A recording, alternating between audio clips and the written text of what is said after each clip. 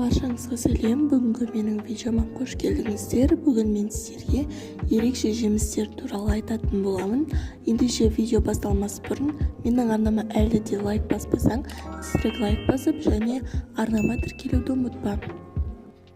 Ендеше біз видеомызды бастаймыз.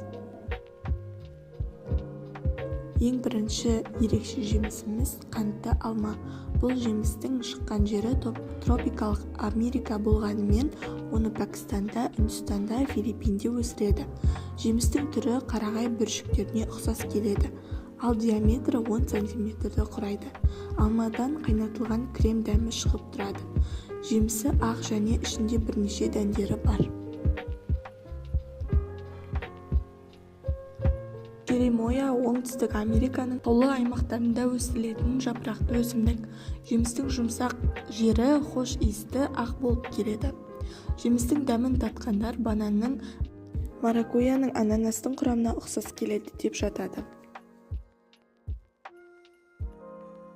Дакриодес бұл Африканың тропикалық ормандарында, Нигерия мен Анголаның солтүстігінде өсетін мәңгі жасыл ағаш. Жемістің сыртқы түсі қара көк күлгін түсті болса, жұмсақ жері жасыл түсті болып келеді. Бұл жемістің Маринга үнді тұтасында атаулары бар. Отаны оңтүстік шығыс Азия және Австралия болып табылады.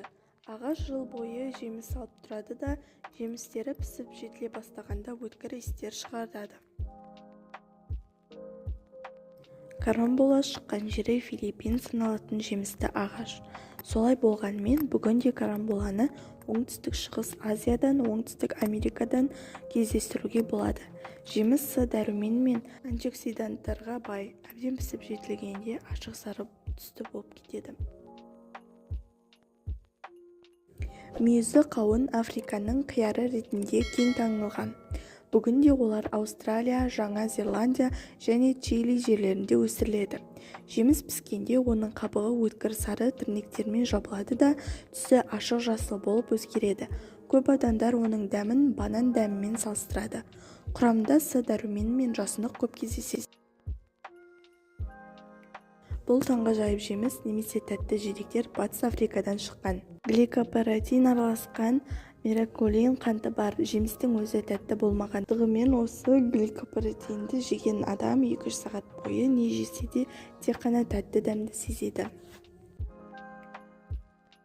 Осымен біздің видео аяқталды. Егер сіздерге видео ұнаған болса, лайк басып, менің арнама әлі де тіркелмесең, тезірек тіркеліп кетуді ұмытпа.